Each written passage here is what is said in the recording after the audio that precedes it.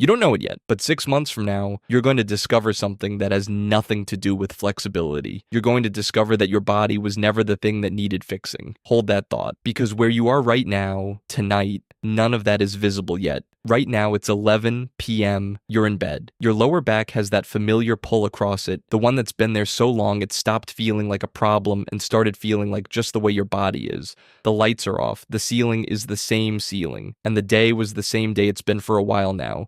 You open Instagram. She appears between a recipe and a sunset.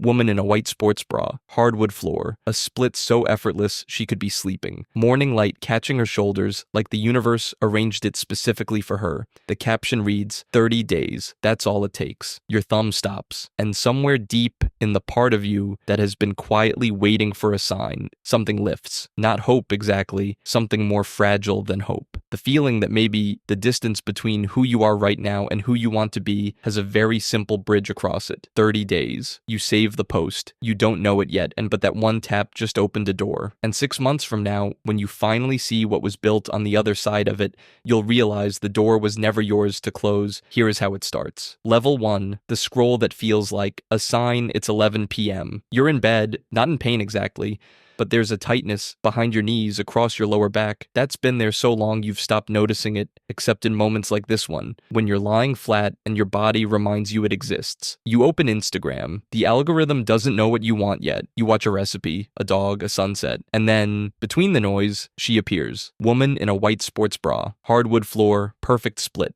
Morning light catching her shoulders. The caption, 30 days, that's all it takes. You save the post. Just follow the steps. Level 2, the account that knows things you don't. The account has 2.3 million followers. The grid is immaculate. Same morning light in every photo, same toned arms, same expression that says, I have already figured out what you haven't. You scroll backward through her feed. Hip flexors stretch against a white wall. Thoracic spine opening with a foam roller. Something called a 90-90 position that she says fixes every lower back problem in 21 days. You follow her. Somewhere in a data center you will never see. A decision is made. A folder is created. A file is opened with your name on it. Not your actual name, but a behavioral profile so detailed it knows what time you scroll, how long you pause, what images make you save without reading the caption. The file is called High Intent Flexibility User. The hidden cost at level 2 is invisible. You won't feel it. Not yet. Just follow the steps. Level 3, week 1, the week, everything feels possible. Monday morning, early, mat unrolled. You pull up the first video, 12 minutes, morning mobility, and you follow along, pausing and rewinding, learning the shapes. Your hips are stiff.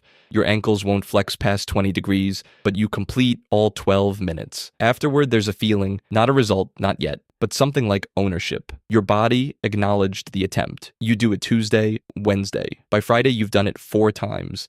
You film yourself in the 90-90 position. Hers is effortless. Yours looks like a person sitting in a chair that got removed. You save the video. You tell yourself, week 1. It takes time. The hidden cost at level 3 isn't pain, it's the comparison. You have now attached your self-worth to the distance between your body and hers.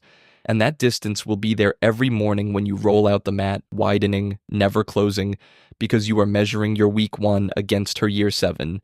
You don't know that math yet, just follow the steps. Level 4, the numbers you were never shown here is what the Instagram algorithm never puts in the caption. You have been following a system where 97.3% of the instructions arrived without a single reference to support them. The video was beautiful. The woman looked like the destination. The algorithm showed her to you because 2.3 million people had already saved her content before you did. Level 5, the program, the first real cost. By week 3, the free content stops feeling like enough. Nothing has visibly shifted, and so you arrive at a conclusion that feels logical. I'm not doing enough. I need the real program. She sells it for $4,200. You buy it. 47-page PDF, 8-week plan, a private Instagram group with 12,000 members.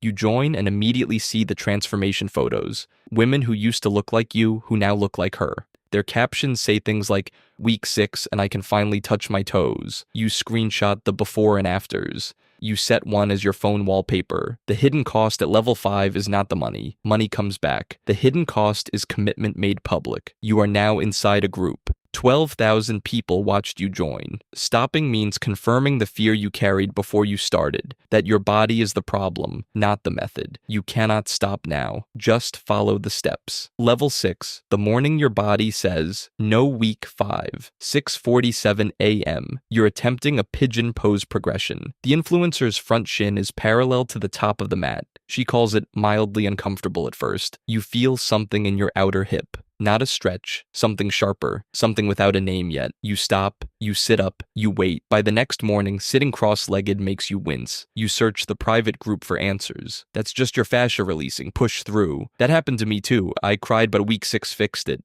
Nobody says stop. Nobody knows your anatomy. Nobody in that group of 12,000 knows that you have a slightly retroverted hip socket, a geometry that makes the pigeon pose biomechanically impossible for your specific pelvis, regardless of how many weeks you spend attempting it. The influencer doesn't know either. She built the video for 2.3 million people she will never meet, and her hip socket happens to allow the shape yours doesn't. Just push through it. 4 words. You'll repeat them in your own voice for the next 3 weeks. Level 7. The false floor. You rest for a week. The sharp feeling fades. You decide you were doing it wrong. You go back to week 1 and restart. But something changed in the week you weren't practicing. You scrolled harder than before, and the algorithm had updated your file with 7 weeks of behavioral data. You had watched 47 days of hip mobility content. You had saved 23 posts about flexibility. You had purchased a program. Your engagement score was now among the highest in the niche. New accounts started appearing. A physiotherapist who says the first influencer's method causes anterior hip impingement. A sports scientist who says static stretching before 9 a.m. is neurologically counterproductive. A breathwork coach who says you need to downregulate your nervous system before a single stretch will hold. Each new expert makes the last one look incomplete. And here's the cost nobody in the group discusses. Every new expert you follow is evidence that you still don't know enough to fix yourself, and evidence that the next thing might finally work. You think the worst part of this story is the hip pain and the 7,000. The floor has not dropped yet. Just follow the steps. Just find the right steps. Just find them. Level 8. What you were actually measuring yourself. Against this is what the influencer's day actually looks like, not what she posts. She wakes at 6 a.m. She stretches for 90 minutes because her body is the product, and the product needs daily maintenance. She has been doing this for 7 years. 2,555 consecutive days of intentional practice. She sees a sports physiotherapist every 2 weeks. Her sleep is 8 hours because her content calendar is scheduled 3 weeks ahead, and she doesn't have a morning commute, or a salary she's afraid of losing. She also has a hip socket that allows the shapes she demonstrates. The femoral neck angle, the acetabular depth, these dimensions were set before she was born. No stretch changes bone architecture. A physio could have told you that in a 5-minute consultation. The algorithm never showed you a physio. It showed you the split. You were measuring your week 5 against her year 7, your body type against her genetics, your casual attempt against her professional obligation. And this is the number the program never printed in the 47-page PDF. A 12-week Instagram fitness study found that 88% of participants were still engaged at week 6. By week 12, the week every program promises visible results, only 56% remained. More than half of all people who start these programs don't reach the finish line. Not because they were weak, because the results don't arrive on the timeline the content promised. And a system built on engagement doesn't need you to finish.